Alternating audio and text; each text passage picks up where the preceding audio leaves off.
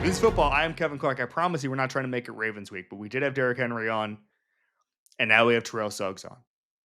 Awesome pass rusher, one of the most feared guys in the NFL in his day. And we talk about that. Talk about the old AFC North rivalries. This is actually a hilarious episode. He really got after it. We talk about the Ravens, this year's Ravens, what they got to do. He basically put it on the players, not the coaches.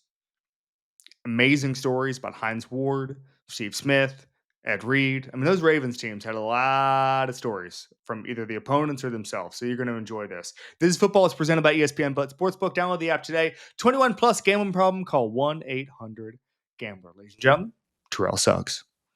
All right, Terrell Suggs is here. Multiple time Super Bowl champion, former NFL Defensive Player of the Year, former NFL Defensive Rookie of the Year, two-time All-Pro, 7-time Pro Bowler, most tackles for loss in NFL history. Did I miss anything, Terrell Suggs? No, I'm shocked. All of that was on there. I thought you may have exaggerated a little bit. No, it's all there. It's all there. It's in the stats, in the Wikipedia. Yeah, like when you hear it, when you hear somebody say it, like you be like, I did all that. So like, wow. You know? That's good. There you go. I'm glad you came. You're already glad you came on. You got a list of accomplishments that made your Tuesday. Yeah.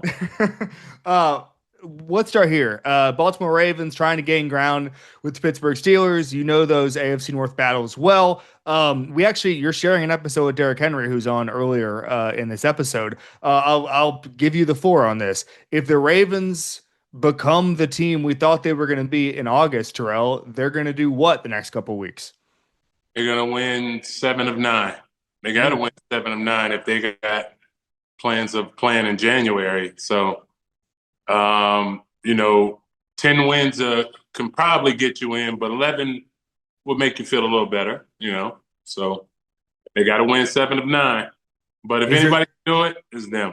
Is there something on the defensive side of the ball that you want to see? Is there something that you yell at your TV on Sundays, especially earlier in the season when you're just looking at some of these defensive busts where you just want to see XYZ from them, Terrell? Exactly. Like, I know we got a couple of young corners, a couple of young guys in the deep, in the secondary, but what you're trying to do something special. So you got to grow up. You know what I'm saying? You're only a rookie when you show up to the building during training camp.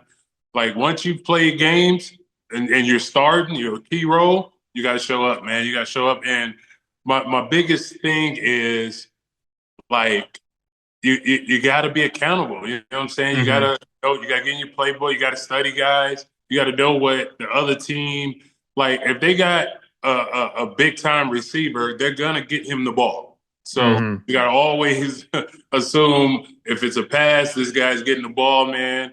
I would like to see who's going to step up. You know what I mean? We need somebody, we can't just have Kyle Hamilton up helping, playing the run, and in the back in coverage. You know what I'm saying? Only one safety in history that could do that, and he's in the Hall of Fame. He's retired. You know what I'm saying? So we got to have guys like grow up. You know what I mean? And it's like I hate online, and I hate how everybody is blaming. They're blaming like the coaches. It's like, look, when the players cross that line, there is no perfect call. Only we can save us. You know what I'm saying? So we gotta, I think those guys is time to we gotta find out who Ravens and who not. Oh, well put. First of all, you overlapped with Lamar Jackson for a year, and obviously it's not like you're going to go against him a million times, and tackling to the ground and stuff like that is obviously a touchy subject in training camp. So I don't know how much you did it, but just tell me, especially as you're getting on in your career, what going against Lamar Jackson in practice is like, and what maybe the casual fan or even the media member doesn't understand having gone up against him in practice. You got to understand, like when Lamar first got into the league. Like he was basically 20, 21 years old, never took a hit, running the scouts. Like he got to understand, like there's not a quarterback in the history of the game that's ever been as fast as him. And he was like doing that to us. Like I had to tell him, like, dude, you have to jog because the quarterback we're playing, don't run like you. Like I had to tell. It was every week. You know, he young, he a rookie, and he's destroying this legendary Raven defense. You know what I'm saying? Like in practice. So I had to tell him, I'm like, look, you're gonna get one of us hurt. You know what I'm saying? You got to slow down. You got to jog. When you go to scramble, jog, and you'll still be significantly faster than a lot of us. So it was a nightmare going against that kid in practice, man. But I've loved like the jump he made Yeah. from his rookie year to his sophomore year, where it ended up being an MVP season. I've never seen nothing like that in sports. You know what I'm saying? I mean, you know, J.J. Watt, he went from 5 sacks to 22. You know what I'm saying? But, you know, he's a dominant defensive guy. But for the quarterback position for year one, you know what I mean? You just basically getting the basic concepts into having an MVP season. I've never seen that. I've never seen that. So, like, I'm glad to see like him kind of like shut up all his haters. But I would like going forward, we're gonna need the old Lamar Jackson. He's gonna have to Yeah. sometimes make some plays with his legs, and I know he don't like to now because everybody's just talking about him scrambling. You know what I'm saying? I'm like, dude, you can do what you want out there. You know what I'm saying? You can do what you want. You're your own mismatch. You know what I'm saying? There's not they don't have an answer for you. Only you have an answer for you. And I think they need to be pounding that in his head for the rest of the season, especially if they want to go on a deep run. I'm just laughing at the idea of Lamar Jackson running scout team, trying to be Ben Roethlisberger or Andy Dalton, and just going way Exactly. too fast. My point is that Phillip Rivers, you know what I'm saying? Like he was taking off and like scoring like every time. I'm like, dude. And then it got to a point, like you get to that point in the season. He took off. I didn't even chase him. I was like, I'd have caught Phillip or I'd have caught Ben. I ain't finna worry about it with him. I'd have been there. You know what I mean? Like the dude, like you've never seen nothing like that. You've never seen nothing like that. Trust me. That's amazing. That's amazing. We mentioned the AFC North, and obviously trying to catch the Steelers. What's the game for you that you think defines the AFC North experience as you remember it? Like, we're getting to that age. My son's, he's a toddler now. He's going to be trying to figure out what AFC North football was in 10 years. What's the game people need to look up on YouTube that just describes that era that you played in, Terrell? I would say any Ravens Steelers game from 2000. I would say from 2000 to about until they changed the rules. When did they start all that targeting and all that no hitting the I quarterback? mean, it was like 2017, 2018 was the, I mean, I, but and earlier than anywhere that, yeah, 2000 to like then before when you can hit and yeah, like even the refs knew yeah. what this game meant to both teams and they let us kind of have at it. They stopped it when it got out of hand, but they let us rumble and tussle and that's those are the games you need to look up. You know what I mean? And I guarantee you they feel the same way. Like you don't get inducted into being a Raven until you play your Steelers. Until you play your Steelers and you got to win. You know what I'm saying? You got to win. You got to make a play. You got to win. So yeah, that this game that rivalry for a long time was the best rivalry in sports. I don't know about so much now because you can't hit. Yeah. When you could hit, who was the guy on the Steelers that you loved going against? Who was the guy where you just like, oh, I cannot wait? And Whether Ward. Hines Ward. I used to have to threaten him at the snap because, Hines was legendary for cracking people. And, like I said, those Ravens Steelers games, they get real chippy. So I used to have to threaten him, like yeah, straight up serious. Like, dude, if you crack me, I'm gonna kill you. I'm gonna kill you. You know what I'm saying? Like, I used to like Hines Ward is one of those guys you hate to play against, but you'll love to have him on your team. You know what I'm saying? So he was real for an offensive guy, for a receiver. He was real scrappy and got after him. You know what I'm saying? He got after guys. So I respect him in that sort. You know what I mean? have you had much interaction with Hines since then? Yeah, because he Yeah. coaching at ASU, Yeah, I baby. know. I was gonna say. Yeah, I thought he's still out there. I know his alma mater. He'll bulldog. He's from Georgia, but right now he down there. Down there at the old Sun Devil Stadium. I don't know what Yeah, it's called now, neither do but I. yeah, he coaching down there. So we talk. You know what I mean? We definitely we kind of flight together like a few months ago. So yeah, Wow. Okay. You go from "I'm gonna F and kill you if you crack me" to talking about the Sun Devils. yeah, What a man. beautiful sport this is, Terrell. What a beautiful sport this is.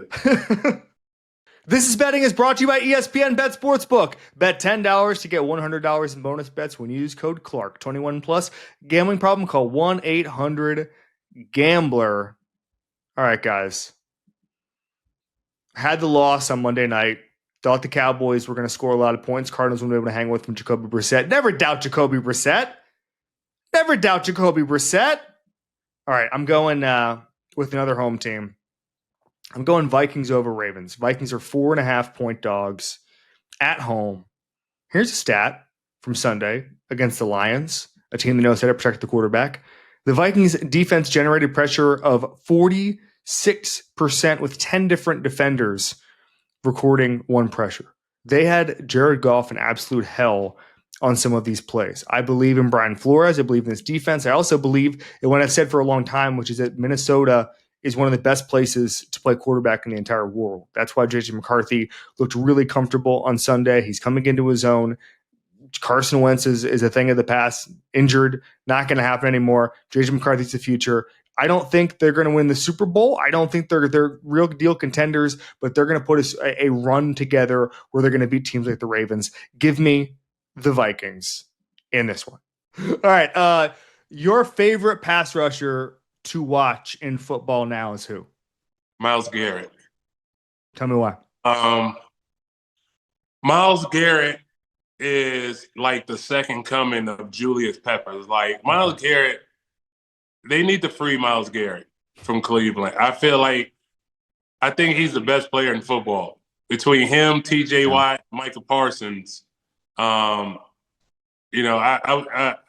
I think Myles Garrett is like the best player in football right now because of course, it's football. It's a quarterback-driven game, so naturally, we're gonna talk about the Lamars and the Patrick Mahomes. You know what I'm saying? But Myles Garrett is like, dude, I'm a fan. Like, it was Yeah. the only person I was a fan of as I was playing was Julius Peppers. Like, Julius Pepper was a freak. Myles Garrett is the 2025 version of that. You know what I'm saying? Yep. I like, dude. That dude is he's an animal, man, and I think Cleveland should let him go because first of all, you're trying to build a team. He's Agree. gonna take up too much cap anyway. You should let Myles Garrett go to the team. Maybe Baltimore. Who knows? I mean, they trade vision now, anyways. But Yeah. let Myles Garrett go to the team where he can try to compete for a ring. I mean, for a championship. Beautiful. Yeah, and he's amazing. And even it's same with Peppers. You just see these guys in the locker room and you cannot believe how Like huge they are. And they can Julius move that Peppers, way. 6'6", 290 Yeah. pounds, and he ran like a 4.5 or a 4.4. That's cheating. That's like a LeBron James in football. You know what I'm It's saying? How you insane. gonna block that? Like I know the offensive tackle has to be thinking like this dude is the same size as me, but he's 10 times faster and stronger. No, don't get me. He was strong too. Now, like Julius Pepper was an animal. Not to mention he was a basketball player too. Absolutely. Yeah, UNC is a great one. He's a great Yeah. one. And so we're talking about the old era, hardest quarterback to get on the ground was who? Ben Roethlisberger, Yeah. Big Ben, of course. I mean, he was the hardest. You know what I'm saying? It you definitely it's a group effort. Like we understood when we was playing them, like, hey, we're not just depending on one guy to get them down. We game tackling everybody, but especially him. You know what I'm saying? So Ben Roethlisberger was definitely the hardest, but before him, it was the great Michael Vick, man. Yeah. Like you couldn't get a hold of him. You know what I mean? Like he walked so Lamar can run. You know what I mean? The first ever explosive quarterback like that. Like people like to think Steve Young. Steve Young ain't Yeah. ain't never moved like Michael Vick and Lamar Jackson. You know what I'm saying? So they can get at a rest. Yep, I agree. I like Steve a lot, but I agree. I watched Yeah. a little bit of Steve, especially in the '90s, so I get it.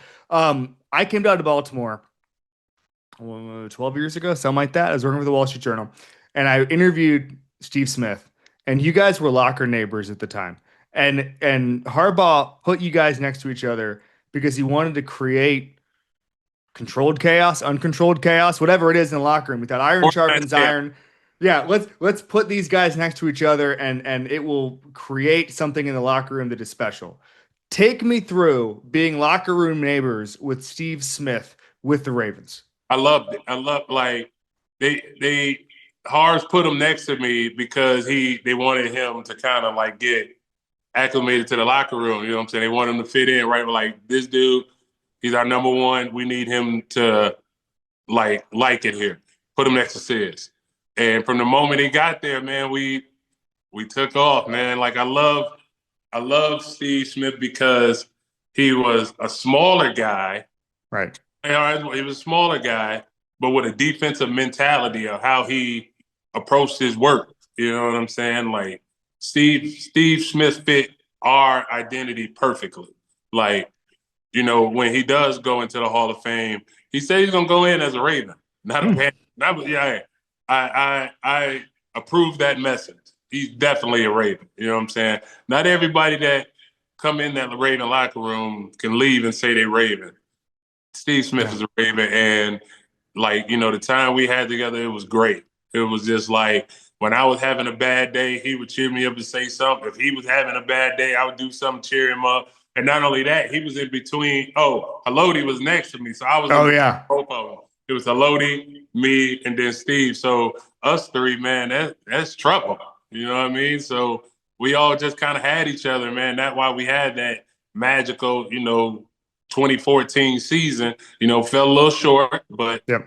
it was a great year, man. It was a really good year. Speaking of around that era, I went to University of Miami. I worship Ed Reed. Tell me the most amazing thing you ever saw Ed Reed do on a football field. It's too many to name. It's too many to name. Like I've seen Ed Reed single-handedly win games. Yeah. He blocked punts, got and then took it back, took a punt, returned back to the crib, picked, got countless interceptions.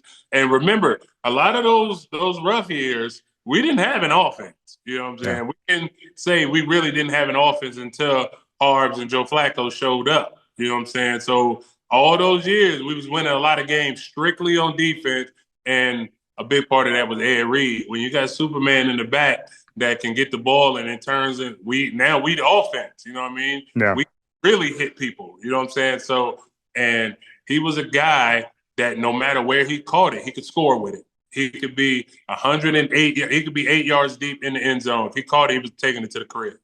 And Yeah. countless times, he will win. He could single-handedly win a game for you. I Great. saw a clip. I saw a clip I'd never seen before, maybe a week ago, where he thought it was a mic'd up thing. He thought he was getting held on a pump Yeah. block. And so he's all pissed off. So he just And he, runs down the field and just hits somebody. He just wanted to hit somebody. Indianapolis Colts, baby. I remember that. That was like my rookie year. First time I ever played Peyton Manning, and like, yo, it was a great man. It was a great feeling, man. And he went crazy on that. Yep. He went crazy on it. But that was Ed Reed, man. It's amazing. It's amazing. All right, we have the badass wall behind you. You've actually been nominated as a badass by Mr. Andrew Whitworth. That gave up you and Jared Allen a couple years ago. It's very simple. Most badass person you've ever been around in football. It could be an opposing player, but typically, Terrell, it's somebody you played with. You played with a lot of Ravens who obviously were badasses.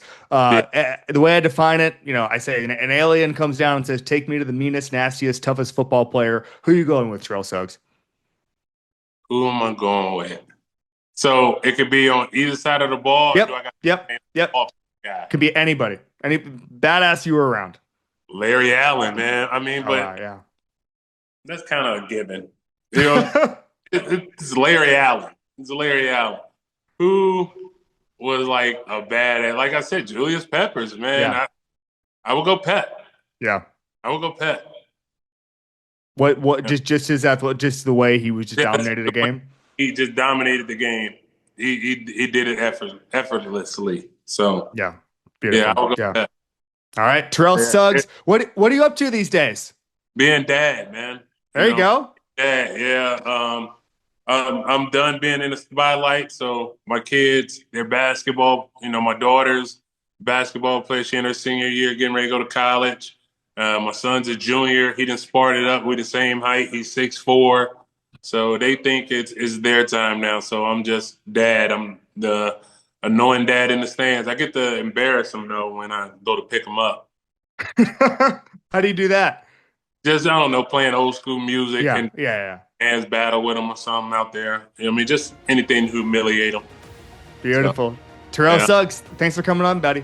I appreciate you. Thank you.